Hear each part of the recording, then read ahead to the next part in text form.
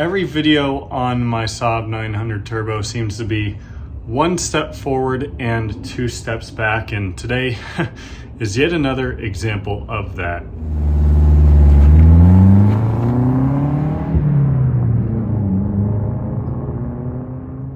I have this area of the engine apart in hopes of, well, addressing and fixing my water pump leak that I mentioned in my first drive video. So sure enough, I went to pull the compressor out, and as soon as I did that, my heater core just completely broke. Those fittings just completely snapped off, coolant went everywhere, made a complete mess, and well, now I've got to order a new one of those and replace one of those, which is quite a pain.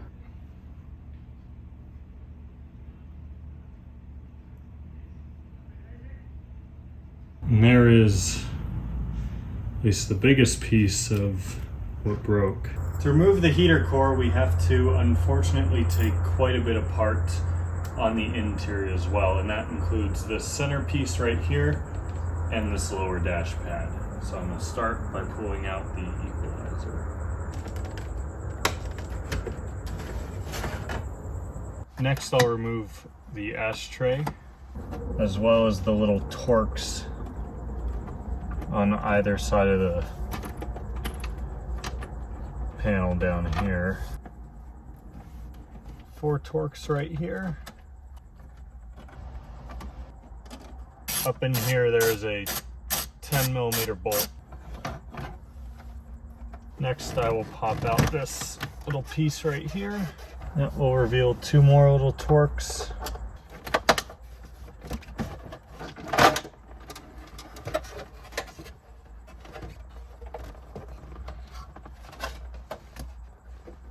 And right there in the fender of the driver and passenger side, there is a 10mm we need to remove. That partially holds on the knee bolster.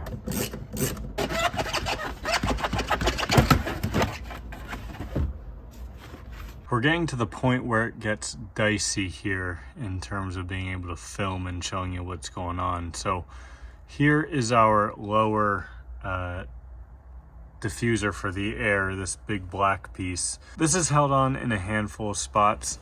We have 1 bolt on the driver's side, there's a couple spots in the middle here, and then a couple spots also on the passenger side. So I'm going to unbolt this so we can pull it off and get a better look. Once you have that ducting unbolted, you can kind of get a better idea of where it screws into. So there's the 3 spots right there. I have the bolts threaded back in just for reference, and then 1 more on either side. I've been messing around with this for quite a bit.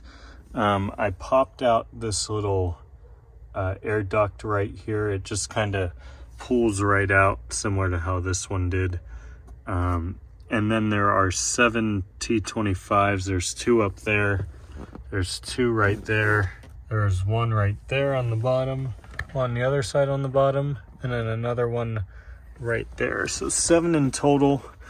And then this piece has just kind of popped down and exposed our heater core here. Last couple of pieces I forgot about are those Torx right there. So I will remove those, and then I think this whole piece will come out. I hate doing this because I don't really have another option, but we're gonna have to make a mess here. Maybe I'll just slowly let the coolant out. Yeah, it's squirting coolant over everything.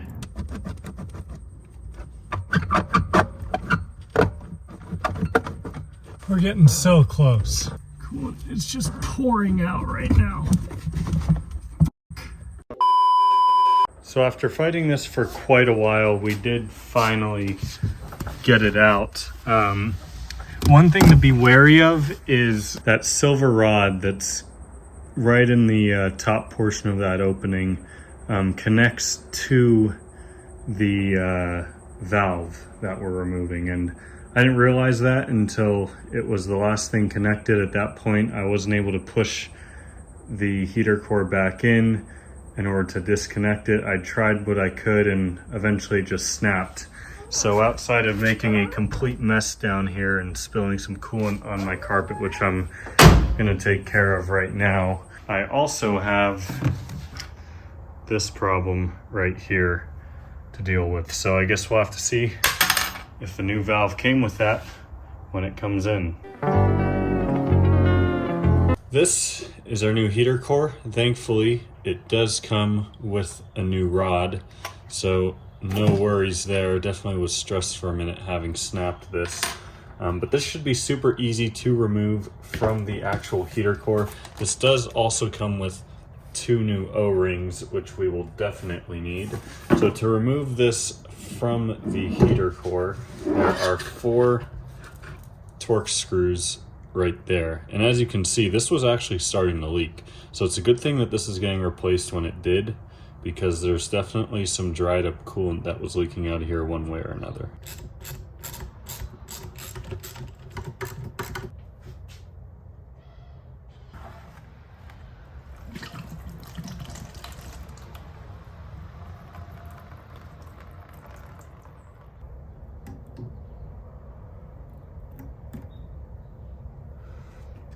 Yeah, those O-rings were not doing much, very flat.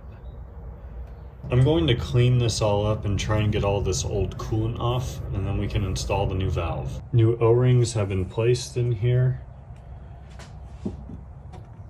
If you buy the OEM one from Saab, it also comes with some nice new bolts. It's ready to go back in the car. Well, admittedly, this went in way easier than I ever would have thought. It slid right up there between the brake pedal and the clutch pretty easily. I was able to get it kind of like wedged into this rubber boot in the firewall.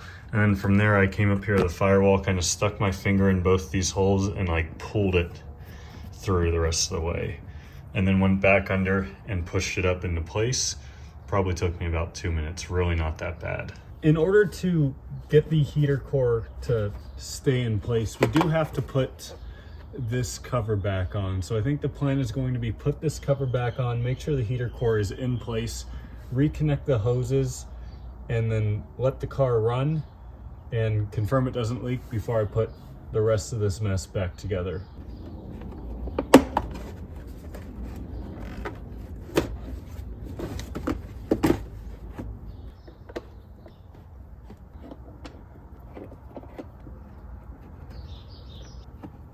All right, camera, you got to get out of the way so I can get these other 2. Hoses are all reconnected up here. Cap is off so we can rebleed the coolant system. One thing I nearly forgot to do was to connect the rod right in here. I found it was easiest to first disconnect it from the knob right here and then slide it on to the valve. And then after that, come back and reconnect it to the knob on the dashboard. But without further ado, I guess let's start her up and see if it leaks. Now we wait and see if anything starts to leak. I'm gonna actually make sure the heat is turned on so that way this valve is open. So there we go. Now it should, in theory, be blowing hot air. Car is up to temperature. It's blowing hot air out of here. So I'm not seeing any leaks right up there. So I think we're all good. It's quite hot in here now, unfortunately. It's very hot up there, but I'm touching it and I don't see anything wet. I'm pretty sure that's just all old coolant that was still on there. But yeah, let's get this interior back together.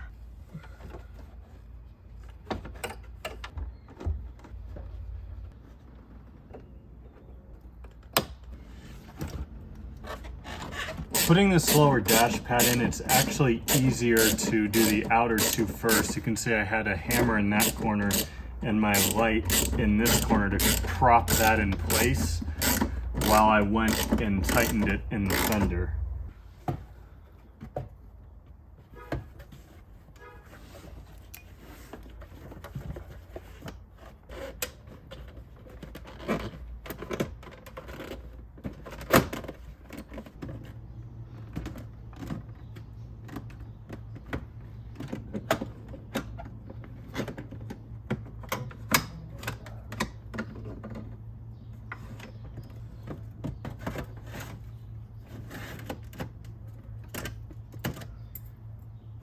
car is all back together, and well, I would say that solves another one of my problems, but in reality, it just fixes another problem that I had accidentally created for myself when breaking this, like I mentioned in the intro. So good news is sort of preventive maintenance in the sense that this was probably bound to break anytime, and like you guys saw, it was leaking down there.